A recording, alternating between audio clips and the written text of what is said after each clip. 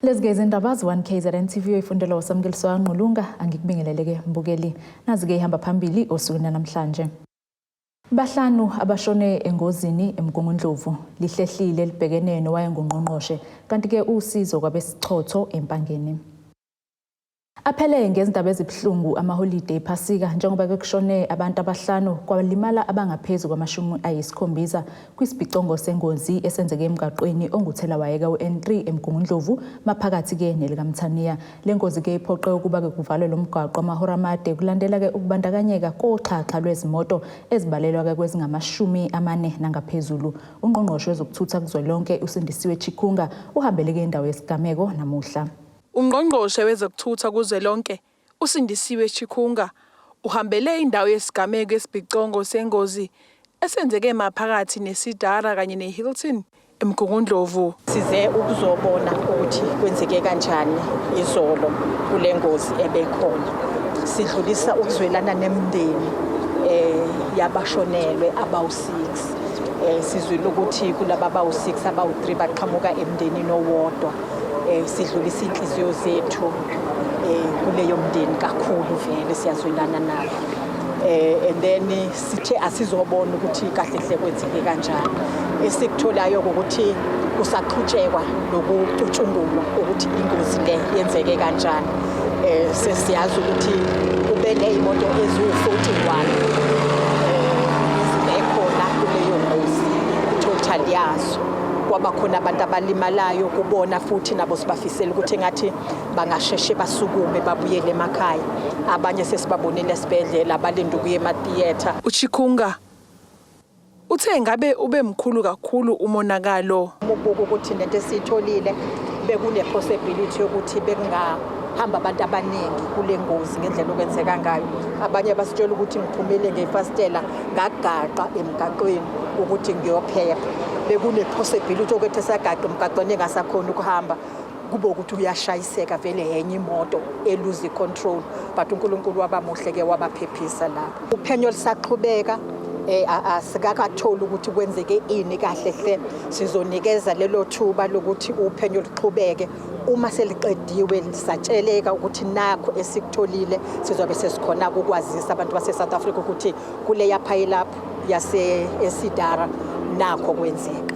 Iphini lemeya kumasipala umngeni uSandile Mnikathi uthe bahlabe ikhwelo emphakathini ukuthi kusizakale labo abebehlelwe emgwaqeni. Sike sabona abantu abaningi ku freeway ku-N3 izolo besola indawo yokuthi bafihle ikhanda. Sase sahlaba ikhwelo ukuthi sicele izakhamuzi zase-Hilton nasemngeni ukuthi zisondele nalokho okuncane nje abakunako ipontsho, blanket, ukudla ukuthi bazolekelela bazokushiya khona lana. Ngicathi kuphela imizuzwana emibalo nje kwase sekugcwele i-car park nalelo sekugcwele ukudla. Inkinga kube u-coordinate ngoba sokuningi kakhulu. Ngicabanga ukuthi namanje kusekhona ukudla okusele futhi from last night. Sokugcina-ke lokho kudla in case kukhona abantu abasadinga ukuthi babuye namhlanje. Owezimo eziphuthumayo uRobert Mackenzie uthe le ngozi ibe enkulu kakhulu. As we all know, there was the serious crash which occurred on the N3 between Hilton and Sidara on the afternoon of the 10th of April. It involved over 20 vehicles and kept emergency services busy well into the night. We know that tragically 5 people have sustained fatal injuries in this crash and that paramedics transported close to 80 patients to hospital from the scene. Izindabeni ze1KZNTV ngu-Ayanda Dube yise-Hilton eMgungundlovu.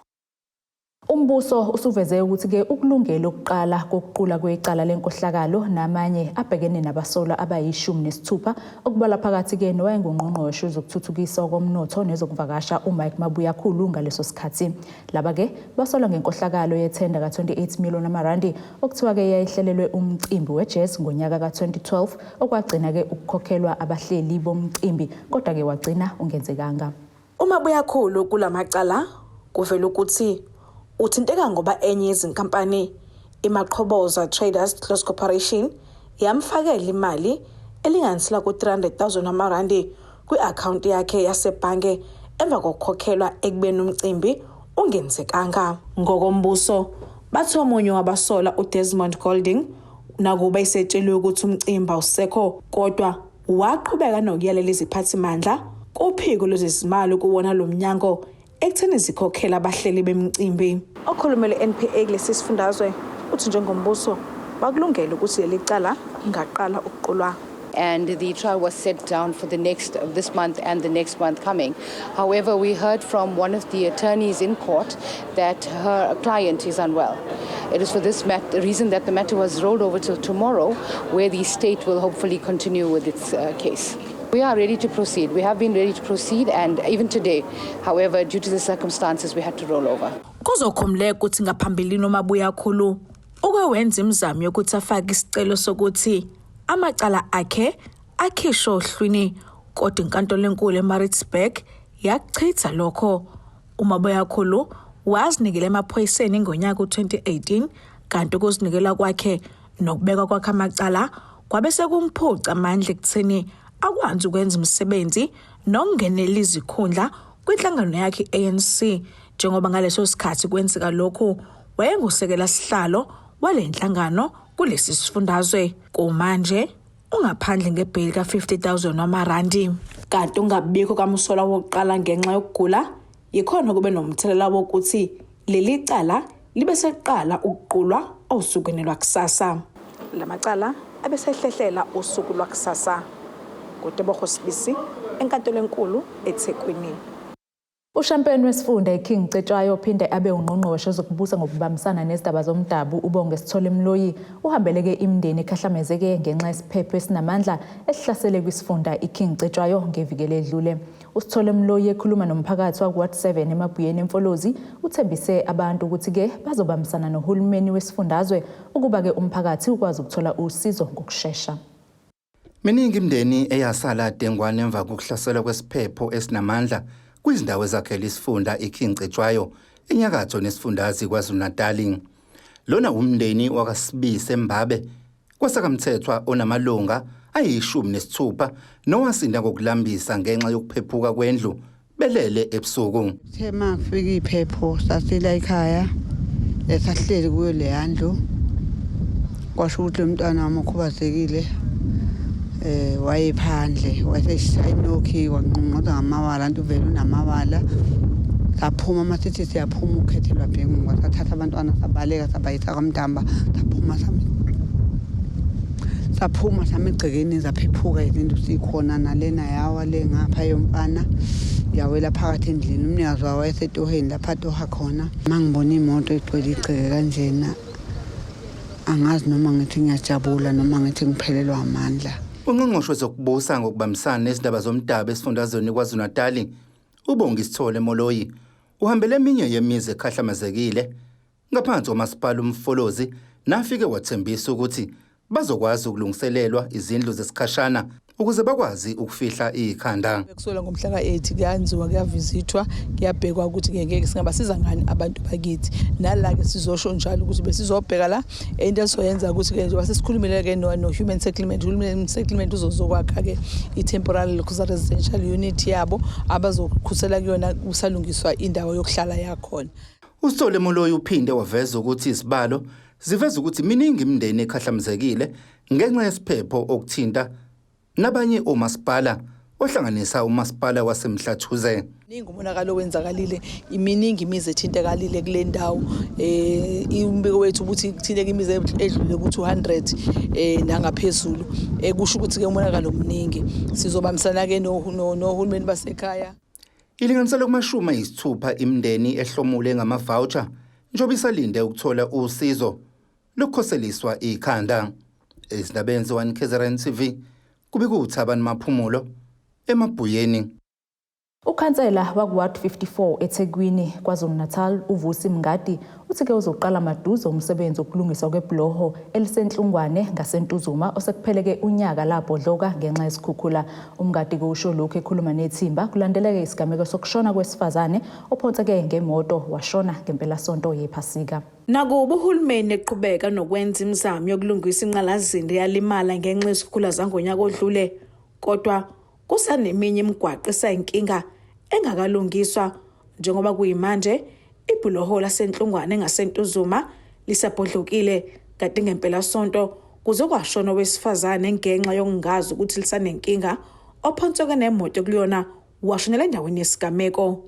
Ongukhansela wale ndawo uyaqinisekisa ukuthi bezikhona izimpawu esikhombisa ukuthi umgwaqo usavaliwe. Ngicabanga ukuthi we all aware ukuthi ukawada kwe tender especially ye project efana naleli bridge akuyona into that to just sleep today and wake up tomorrow.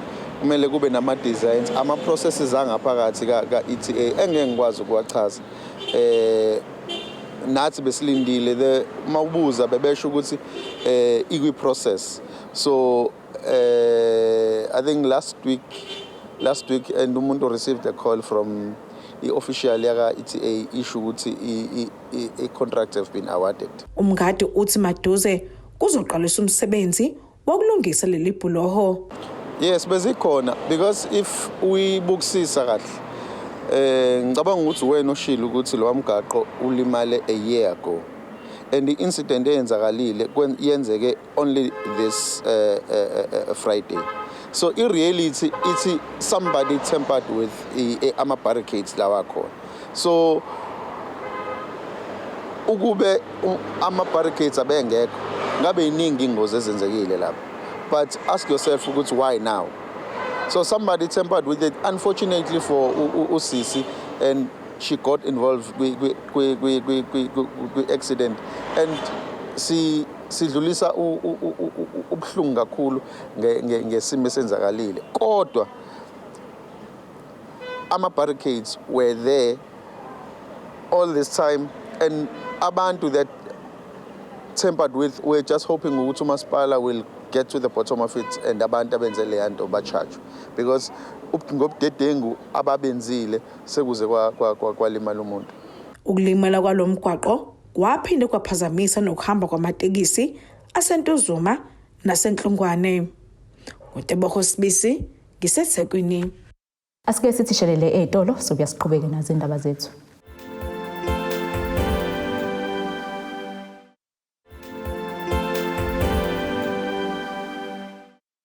Sakwamukela ke mbukelo sabukele indaba ze1KZNTV nazi ke sithi zona ehamba phambili. Abahlanu abashone engozini emgungundlovu lihlehlile libhekene nowayengungqongqoshe kanti ke usizo kwabesichotho empangeni. Isigungu esilawula isikole samabanga aphezulu esisemtubatuba iVezobala High sesizwakalise ke ukukhathazeka ngokucekeleka phansi kwamagumbi ayisithupha okufundela kulesi sikole okudaleke isiphepho esibe khona ngesonto ledlule. Uhlalo webhodi lengamele lesi sikole uRita Chamange uthi ke kuzophazamiseka ukufunda nokufundisa njengoba ke abafundi abafunda kulamagumbi adlule nesiphepho kuzophoqeleka ukuthi ke bafake kwamanye nokuzobeke sekuyisibalo esevile kwesifanele. Uchamange ke uthi ufisa umnyango olusukumele ngokusheshsha lolu daba ekakhulukazi ke njengoba ke zizovulwa kusasa isikole.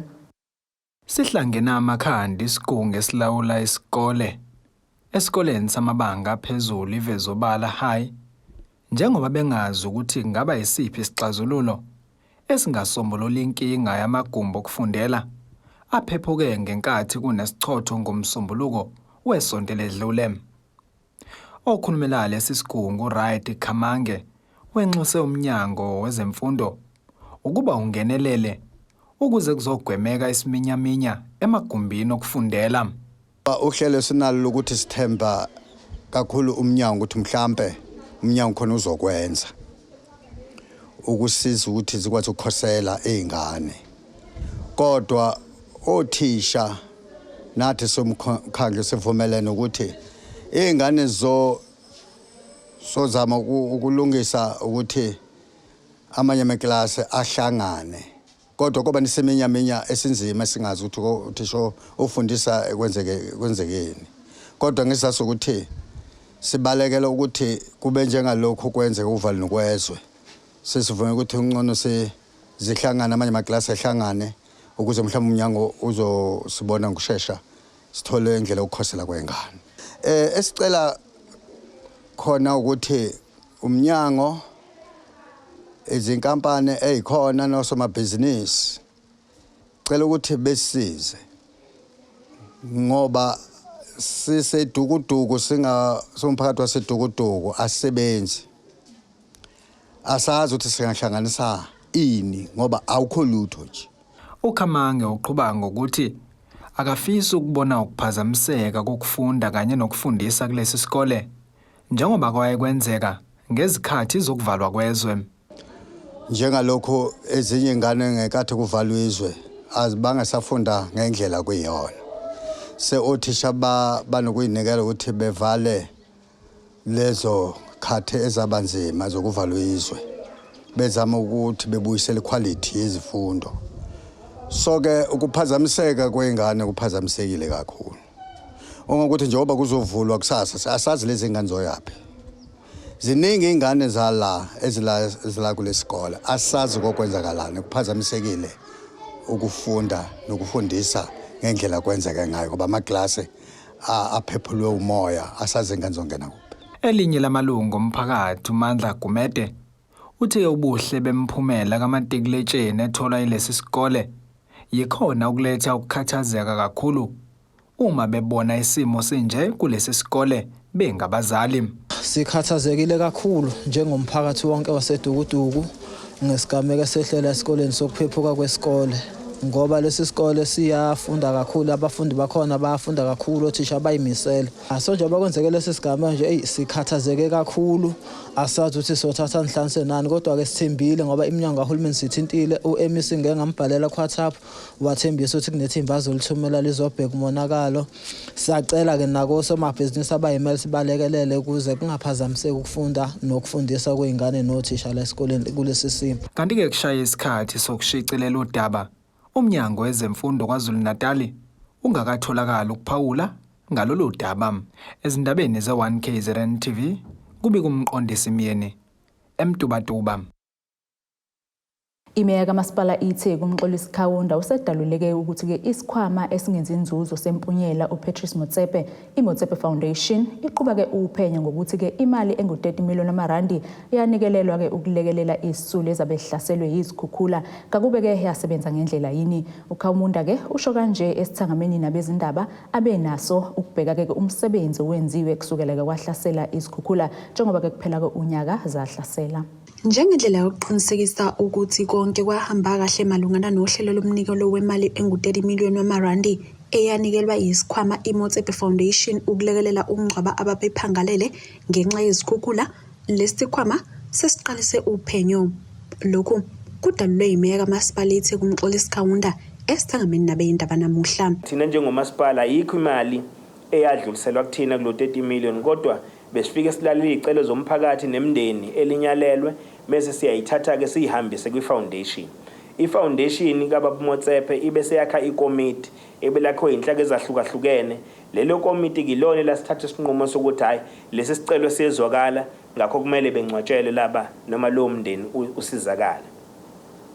Siyafisa ke ukuthi sizwakalise ilaka lethu nathi ngokuthi siyakweseka ukuthi kube nophenyo uma ngabe kukhona okusolwayo ngoba asihambisani neze nenkohlakalo. Uma kunokwenza kube khona isandla senkohlakalo ekudluliselweni kwale mali nosizo kubantu bakithi kumele makuphenywe kuthi ke igila mkhuba zikwazi ukubhekana nengalo yomthetho. Siyafisa ke futhi ukusho ukuthi le mali siyagcizelela ukuthi yayingabekeliwe ezinye izinto. Kukhona usizo abasinikeza lona olufaka nama-water tankers kodwa bathi uma bekhuluma ngale mali ewu-30 million kwathiwa le ibekelele ukuthi ibhekele imingcwabo kuphela. Lesi sithangami siza njengoba kuhlangana isikhathi esingangonyaka isifundazwe KwaZulu-Natal sahlaselwa zikhukhula ezadala umonakalo omkhulu kwingqalazinda kwadlula emhlabeni nenqwaba yabantu. Kuze kube manje kunezidumbuza bamuka abangakatholakali. uKhawunda uvezeke ukuthi basaqhubeka nokulekelela imindeni ukuthungatha amalungu ayo kulesi thangami. Kuphindeke kwavela nokuthi ke ingu-8,000 imindeni yasala dengwane ngalesi sikhathi nesibekwe endaweni eyinesithunzi. Kanti uKhawunda usike bayimisele ukuthi kuqambe kuphela unyaka ozayo usuphotheliwe umsebenzi wokubakhela izindlu zabo. Sivumelene ukuthi 2024 wona nyaka esithi kufanele bonke bebesebeqediwe ukuthi bedluliselwe endaweni eziphephile ezipermanent zabo ezizovikela imphefumulo ngaleso sikhathi. Kodwa futhi senze umsebenzi ngelikhulu ijubane ngoba siyafisa ukuthi abaningi njengoba sewuqaliwe kumanje sesihlonzile indawo esokwakha kuzona ezu8 kanti futhi khona nama project afana noKonopia la khona sofaka khona inqala sizinda sikwazi ukuthi siqhubeke ngomfutho omkhulu ukuthi sakhele abantu ngokusheshsha. so ke lo msebenzi ke uzoqala nawo abantu bakithi ngo2024 bazobe sebeyitholile indawo zokuhlala kakhulukazi ngokwesifiso sethu besingafisa ndikushawa uMay ngonyaka ozayo bonke abantu besebeyitholile kodwa senzele ukuthi singasho into la ekwethiwa ngilanga sesiyibophela odongeni kodwa siyafisa ukuthi kube thiwa kuya ngokwethu nangejubane solifaka nomfutho esowufaka sifuna kushawa uMay abantu abaningi sebehlalisiwe eindaweni kodwa ke sizoqhubeka kuze kuyophela unyaka uma isikhathi sivuma ukuthi kwenzeke kanjalo. Isheba ngo-60% abantu abaphazamiseka ngenxa yokulimala kwengqalazinda efana nemigwaqo njengamanje ingu-600 imisebenzi yokulungiswa kwemigwaqo esiyenziwe eminye engakalungiswa ingaphansi kuka-SANRAL kanti ukhawunda uthi ke kayikho imali engu-1 billion wamarandi eke yafika kumasipala ngemuva kwezikhukhula nokwaphoqa ke ukuba basebenzise imali eyabe ibekelwe okunye ukuqinisekisa ukulungisa leyo ngqalazinda ebiphuthuma. Akaze kwaba iqiniso ukukhona ibhiliyoni elafika immediately kade kube nezikhukhula. Alikho ibhiliyoni elike lafika ngoba nayo imali e185 million iziyafika after emva kwenyanga eziyisithupha umonakalo kade wenzakalile ngoApril. Lokho ke kusibeke esimweni sokuthi imali besinayo ibingenele yokulungisa zonke izinto ezonakele sikwazi ukulungisa okusemandleni nje basibalile nje lapha ku statement sethu ukuthi imigwaqo engaphezulu kwa600 sikwazi ukulungisa ngale mali yethu salungisa nezinto zaka water nezinto zakwa sanitation sakwazi ukuthi umsebenzi ukwazi ukuqhubeka impilo ibuyele esimweni esijwayelekile. Eindabeni zwa-N3.LIHLEHLILE kube kuntombi khona Mvubu ngisethekwini. Igcwale izinyembezi zenjabulo intombi endala engubevu eMsinga lapho ke ikhansela la Ward 14 uThokozani Sokhela ebezokwethula ngokusemthethweni indlu ke yakhelwe uSizeni Jali. Leli khansela lithi ke bahlanganile bengosomabhizinisi ukuze ke ugogo Jali athole ke indlu yokufihla ikhanda esesimeni njengomuntu ke omdala futhi ohlala yedwa. uThokozani Sokhela uthi ke babonga kakhulu kusomabhizinisi ongenelile ukwakhalo luphahla kanti ke lokhu okuyizinkinga emphakathini waseMsinga bazimisele ukulungisa njengomkhandlu. Ubonge wanconcoza umndeni wakwaJali lapho ikhansela la Ward 14 ngaphansi kamasipala uMsinga lethule ngokusemthethweni indle yakhelwe lo mndeni emva kwesikhathi eside uhlelo uSizini. uSizeni Jali uphelelwe ngamazwi okubonga ngalokho kwenziwe ikhansela kanye nosomabhizinisi wakulendawo. Inibusise inkosi lokho ngeni kwenzele ekhaya. Ngibonga kakhulu bataba. Ikhansela la kulendawo uThokozani Sokhela uthi njengoba bekhululiwe emkhandlini kuba sebengasebenza wabona kubalekile ukuba eqale ngomuzi wakaJali kanti futhi uthi iqembu lenkatha ilona elenze ukuba kube impumelelo okwakha lo muzi. Ngenxa zokuthi ke umuntu kuyiwa nama challenges ake aba khona waba nokumiswa emsebenzini ngezinkinga ke bezikhona zithinta umasipala wethu waseMsinga nokutheke ngophakathi noJanuary yafika incwadi ayibisisikhulula namanye amakhansela sasimiswe nawo ukuthi sesingaqhubeka ukusebenza ngibeke sengiqala ukuthi ngisebenze kiyo lendlu engifisa ukuchaza kakhulu namhlanje njengoba silana sibona sifaka igipa zeqembu lenkatha ingoba iqembu lenkatha yilona elisebenze kakhulu ukuthi kwakheke lendlu kufika isicelo sifika nama ward committee kanye nomphakathi wonke wasiletha isikhalo sikagogo saba nenkinga ukuthi ibudget sasi-allocate izokwenzani ngokukamasipala. Khona manjalo ikhansela libambisene nosomabhizinisi angafisanga kumdalula okuyena wakhe waphothula lendlu baphinde banikela ngokudla ukuze intombi endala ibungaze kahle iphasika. Ngenhlanhla ke sibe nayo inhlanhla samthola usomabhizinisi ophakamisa isandla wathi uzosakhela indlu yonke azayiphothule njengoba niyibone yinhle nje kanje yakhiwe imali kasomabhizinisi ongenelelile esimweni besibhekene naso Sizini besibhekene nalo kugogo kaJali wayakha indlu waze wayiphetha wayenza yonke into. Namhlanje ke soyinikezela kugogo siyiqembu lenkatha ukuba ugogo ahlale kahle naye afane nabanye abantu aphile ngaphansi kompheme ophilayo naye. Sibe simphathela ke nogudi naye ukuthi ke kube khona esifika sikuphethe njalo ke makiwe ekhaya ke akufiki kule ngisizandla njengoba kuyikhaya lami Ward 14 nje ngenza sure ukuthi kufanele mangifika ngifike kukhona engifika nakhe emphakathini. Ikomiti lalendawo lithi izandla zedlula ikhanda ekhanseleni uSokhela ngezenzo zakhe. uSikhumbuzo Madondo uthi ukuba khona kwekhansela uSokhela emphakathini sekuxazulule izinkinga eziningi. Esikubonga kakhulu nosuku lwethu namhlanje esilizela ikhaya olubaluleke kakhulu. Umphakathi wakithi ngokulekeleleka nangokulekelelwa ukhansela wethu usokhela okuyena kwathi mayifika phakathi kwendawo yethu wasebona ukuthi izimo zethu kukhona lapho esidinga ukulelekeka khona. Ezindaweni ze-1KZN-TV kubika uThobeka Dladla eNgubevu eMsinga. Asiphinde sisishelele etolo sobuya futhi siqhubeke nazo indaba zethu.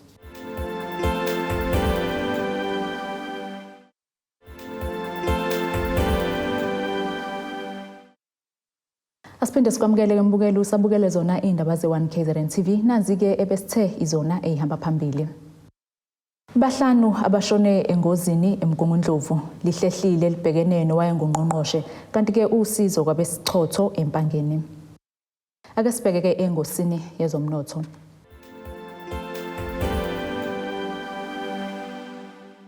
Irandi lakuleli liwu-18.39 maqhathaniswa nedola laseMelika libe u-22.86 maqhathaniswa nopondo waseBritain libe u-20.03 maqhathaniswa ne-euro lase-Europe. Igolide lona libe u-$2,003.62 ounce kuthiwa ongahliziwe wona ubu-$84.18 umphongolo. Ake sibheke engosini yezemidlalo.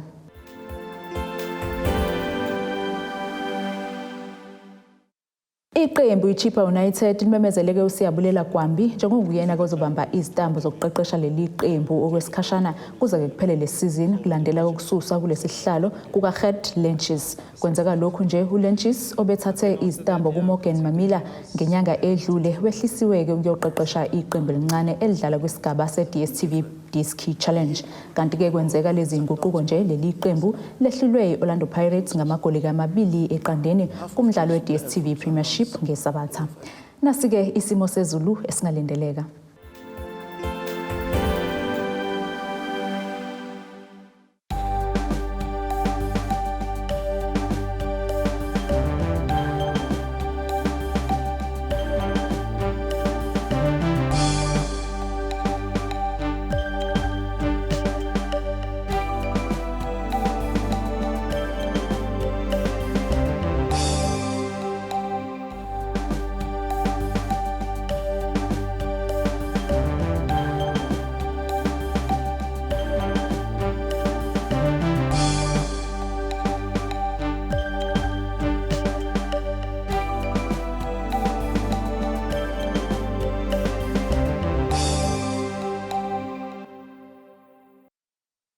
Bukelekeze yaguqa besikuphathele zona osukwini namhlanje. Mina nawe kuyahlangana kusasa futhi ngasisikhathi esifanayo. Nisale kahle.